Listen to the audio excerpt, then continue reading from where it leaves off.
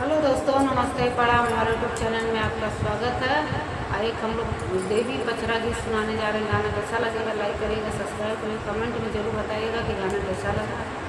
धन्यवाद। कहाँ हम